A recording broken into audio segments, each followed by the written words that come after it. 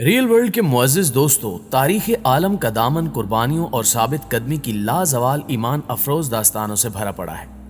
لیکن نواسہ رسول صلی اللہ علیہ وآلہ وسلم امام حسین علیہ السلام کی قربانی عظیم کو ایک پلڑے میں رکھا جائے اور دوسری قربانیوں کو دوسرے پلڑے میں، تو یقیناً آپ علیہ السلام کا پلڑا بھاری ہوگا۔ 10 محرم سن 61 ہجری سے پہلے، یعنی واقع کربلا سے پہلے بھی 10 محرم مختلف حوالوں سے جانا و پہچانا جاتا ہے، لیکن اس واقعے کے بعد تاریخ نے اپنا رخ بدلا اور یہ دن امام حسین علیہ السلام کے لیے مخصوص ہو گیا۔ 10 محرم انسانی کیلنڈر کا وہ واحد دن ہے جب خاک کے ذرے، درختوں کے پتے اور سمندروں کے قطرے اداس ہو جاتے ہیں، اور یہی وہ دن ہے جب ہوائیں، فضائیں، کرنیں، لہریں اداسی کا ماتمی لباس پہن لیتی ہیں اور پوری کائنات میں سوگ کا عالم ہوتا ہے۔ یہ وہ دن تھا جب ہر درد دل رکھنے والے نے آنسو بہائے، جبکہ اس روز آسمان بھی غیظ و غضب میں آیا اور آسمان سے خون کی بارش بھی ہوئی، اور وہ کئی دنوں تک جمے ہوئے خون کی مانند سرخ ہو گیا، اور کربلا کے علاوہ خراسان، شام اور کوفہ میں در و دیوار پر خون دیکھا گیا۔ دوستو، یہ وہ شہادت تھی جس پر آسمان اور زمین کو غمزدہ پایا گیا، زمین پر سبزہ خاک ہو گیا اور پتھروں کو بھی خون میں غرق دیکھا گیا۔ ان واقعات صادقہ کو اسلامی مفسر و محققین نے کئی کتابوں میں نقل کیا ہے۔ حضرت امام بہقی رحمۃ اللہ علیہ دلائل النبوہ میں حضرت ابن شہاب رحمۃ اللہ علیہ سے نقل کرتے ہیں کہ حضرت سری بن یحییٰ رحمۃ اللہ علیہ سے روایت ہے کہ آپ رحمۃ اللہ علیہ نے فرمایا، جب میں غزوے کے ارادے سے دمشق آیا تو میں عبد الملک کے پاس اس غرض سے آیا کہ سلام کروں، تو میں نے انہیں ایک گنبد میں اونچے فرش پر پایا اور لوگ ان کی دونوں جانب قطار میں ٹھہرے تھے۔ میں انہیں سلام کر کے بیٹھ گیا تو انہوں نے کہا کہ اے ابن شہاب، کیا تم جانتے ہو کہ حضرت حسین بن علی رضی اللہ تعالی عنہ کی شہادت کے دن کیا واقعہ رونما ہوا؟ میں نے کہا ہاں۔ انہوں نے کہا کہ تم میرے ساتھ آؤ، لہٰذا میں لوگوں کے پیچھے سے اٹھ کر گنبد کے پیچھے آیا۔ انہوں نے اپنے چہرے کو پھیرا اور میری طرف رخ کر کے پوچھا کہ اس وقت کیا ہوا تھا۔ حضرت ابن شہاب رضی اللہ تعالی عنہ کہتے ہیں کہ میں نے کہا کہ بیت المقدس میں جہاں بھی پتھر اٹھایا جاتا اس کے نیچے خون پایا جاتا۔ راوی کہتے ہیں کہ انہوں نے کہا کہ اس بات کو میرے اور تمہارے علاوہ کوئی اور جاننے والا باقی نہ رہا، اور یہ بات تم سے بھی کوئی سننے نہ پائے، لہٰذا آپ فرماتے ہیں کہ ان کے انتقال کرنے تک میں نے یہ بات کسی سے بیان نہیں کی۔ اسی طرح ابو نعیم نے بصرہ ازدیہ سے روایت کی ہے کہ جب حضرت حسین رضی اللہ تعالی عنہ شہید ہوئے تو آسمان سے خون برسا اور صبح کے وقت ہمارے مٹکے، گھڑے اور تمام برتن خون سے لبالب بھرے ہوئے تھے، یہاں تک کہ بیت المقدس میں ہر پتھر کے نیچے سے تازہ خون نکلا۔ ناظرین گرامی، اگر ہم واقع کربلا کو سمجھنے کے لیے اس کے پس منظر کا ذکر کریں تو یہ وہ وقت تھا جب حضرت علی کرم اللہ وجہہ اور حضرت امام حسن علیہ السلام شہید کر دیے گئے تھے، اور یزید خلافت کے مسند پر براجمان ہو چکا تھا، اور اس وقت اس کے لیے سب سے بڑا خطرہ اللہ اور اس کے رسول صلی اللہ علیہ وآلہ وسلم اور دین اسلام پر ڈٹ جانے والے حضرت امام حسین علیہ السلام تھے، جنہوں نے اپنے نانا کے دین حق پر مر مٹنے اور اسے بچانے کی قسم کھا رکھی تھی۔ لیکن یزید سمجھ رہا تھا کہ والد اور بھائی کی شہادت کے بعد حضرت امام حسین رضی اللہ تعالی عنہ کمزور ہو چکے ہیں، لہٰذا اس نے سوچا کہ اپنی طاقت کو مزید بڑھانے اور حکومت کو مکمل طور پر اپنے اختیارات میں لینے کے لیے آپ علیہ السلام کو سرنگوں یا راستے سے ہٹانا فائدہ مند ہوگا۔ لیکن اسے شاید یہ معلوم ہی نہیں تھا کہ سردار جنت کے لیے دنیاوی خلافت کوئی معنی نہیں رکھتی، جبکہ بعض روایات کے مطابق یزید حضرت امام حسین علیہ السلام سے، جو کہ قبیلہ قریش سے تھے، اپنے اجداد کا بدلہ لینا چاہتا تھا، اس لیے اس نے آپ کے قتل کا منصوبہ تیار کر کے ایسے حالات پیدا کر دیے کہ آپ رضی اللہ تعالی عنہ کربلا تشریف لے آئیں، جہاں آپ کو شہید کر دیا جائے، اور پھر وہی ہوا۔ کوفہ والوں کے سینکڑوں خطوط حضرت امام حسین رضی اللہ تعالی عنہ کو موصول ہوئے، جن میں یزید اور اس کے اعلیٰ کاروں کے مظالم بیان کیے جاتے تھے اور دین اسلام کو درپیش خطرات سے آگاہ کیا جاتا تھا۔ ایک اطلاع آپ کو یہ بھی ملی کہ شراب نوشی عام ہو چکی ہے، حتیٰ کہ امام مسجد کو لوگوں نے پکڑا جو کہ شراب کے نشے میں دھت تھا۔ چنانچہ ان حالات کو دیکھتے ہوئے 28 رجب سن 60 ہجری کو آپ اپنے 72 ساتھیوں کے ساتھ مدینے سے کوفہ کی طرف روانہ ہوئے، اور براستہ مکہ حضرت امام حسین علیہ السلام اپنے 18 اہل بیت और 50 असहाब के साथ करबला पहुंच गए।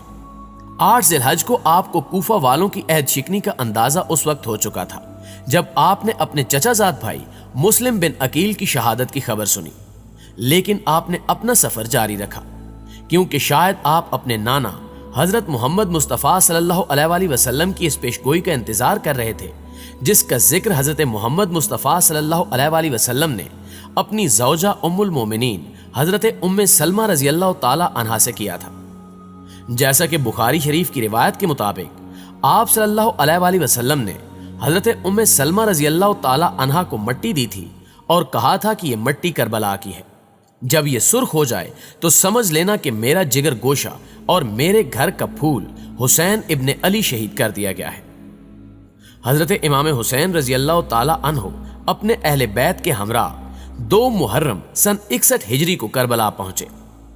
बाद रिवायात में आता है कि जब आपकी सवारी करबला के रेगिस्तान में पहुंची तो आपके घोड़े पर एक अजीब सी बेचैनी तारी थी,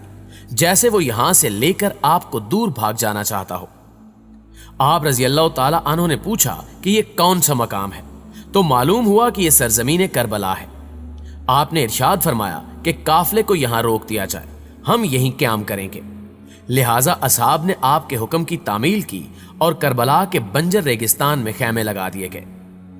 हजरत अब्बास अलमदार करबला के मैदान में हजरत इमाम हुसैन रजी अल्लाह ताला अन्हो की फौज के अलमदार थे, जबकि दूसरी जानिब यजीदी फौज 3 मुहर्रमुल हराम को इमाम की फौज की रास्ते में पड़ाव डाल चुकी थी। हालात कशीदगी की तरफ जा रहे थे और इन्हीं हालात में हजरत हबीब इब्ने मज़ाहिर रजी अल्लाह ताला अन्हो जो सन 61 हिजरी में तकरीबन 75 साल की उम्र के ज़ईफ सहाबी थे और हजरत अली रजी अल्लाह ताला अन्हो और आले अली पर जान छिड़कते थे, हजरत इमाम हुसैन रजी अल्लाह ताला अन्हो की खिदमत में हाजिर हुए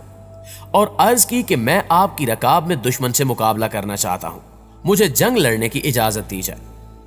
हजरत इमाम हुसैन रजी अल्लाह ताला अन्हो ने हजरत हबीब इब्ने मज़ाहिर रजी अल्लाह ताला अन्हो की तरफ देखा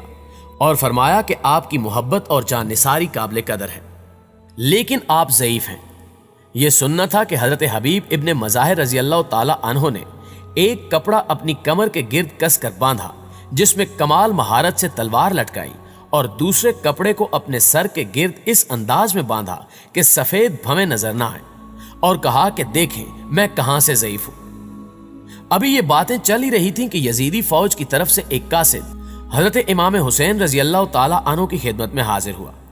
जिसने पैगाम दिया कि या तो यजीद की बैत कर लें या जंग के लिए तैयार हो जाएं। लेकिन आप रजी अल्लाह ताला अन्हो किसी भी सूरत यजीद की हिमायत नहीं करना चाहते थे और फिर इसी तरह दिन गुजरते रहे और 7 मुहर्रमुल हराम को यजीदी फौज ने ताकत के नशे में धुत होकर हजरत इमाम हुसैन रजी अल्लाह ताला अन्हो को पैगाम भेजा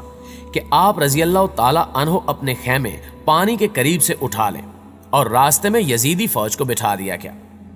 इमाम ने पानी बंद करने का यह जुल्म शायद इसलिए बर्दाश्त कर लिया कि कहीं बाद में लोग ये न कहें कि हजरत इमाम हुसैन रजी अल्लाह ताला अन्हो और यजीदी फौज में असल तनाज़ा पानी का था जिस पर लड़ाई हुई। लिहाजा आपने जुल्म बर्दाश्त किया और अपने असहाब के साथ खैमों को पानी से दूर ले गए। 10 मुहर्रमुल हराम का सूरज तलू हुआ और कहा जाता है कि यह तमाम रात असहाब और अहले बैत ने जाग कर गुजारी थी, लेकिन 3 दिन की प्यास की वजह से सब लोग प्यास से निढाल थे।